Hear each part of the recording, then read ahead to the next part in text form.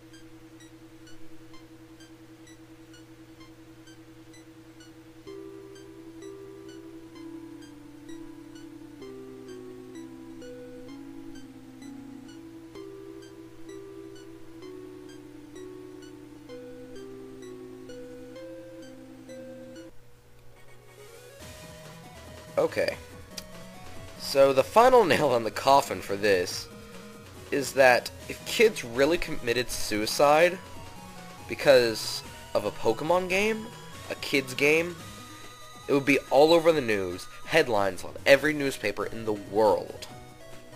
In Pokemon, the whole franchise would be just torn to shreds. You can just look at the way that people reacted to the Porygon episode that caused a few hundred kids to get seizures, and it almost shut down Pokemon itself.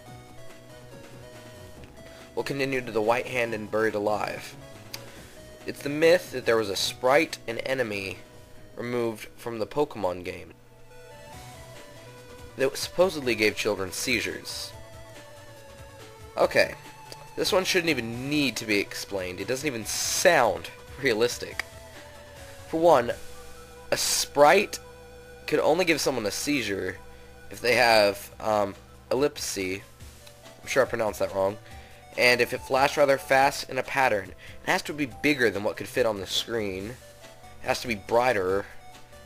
And it's like, yeah, it's not big enough unless they have their face right up to their little Game Boy Color or whatever. The White Hand was supposedly a Pokemon that was able to be encountered in Pokemon Tower. And this was created by the idea that the little girl outside of Lavender Town Pokemon Tower says, "Do you believe in ghosts?" And if you answer no, then she says, "Oh, then that white hand on your shoulder, it's not real." So this fueled the whole myth and idea. Buried Alive was supposedly going to be the final boss instead of a Marowak. And the text box appears with the words, "Finally, fresh meat." And if you beat it, the game supposedly crashed. It was supposed to be a rare encounter, but if you lost, it apparently ended in a gruesome scene of Buried Alive eating the player. And so, supposedly, a rogue programmer implemented it. But first of all, whoever made this, like, have they ever heard of beta testers? They don't just release a game without testing it. And because they had a small programming team, it doesn't mean that they weren't going and checking each other's work. There's no way for a rogue programmer to implement something like that into this game. And again, if something like this were really in the game, it would be all over the news. It couldn't even be debated. There would be evidence, there would be proof of it. So, this is an absolutely impossible and preposterous claim. So, I hope you learned something about the infamous Lavender Town Syndrome. And if you want a more in-depth review, please refer to Tamashi Hiroka's series on this topic.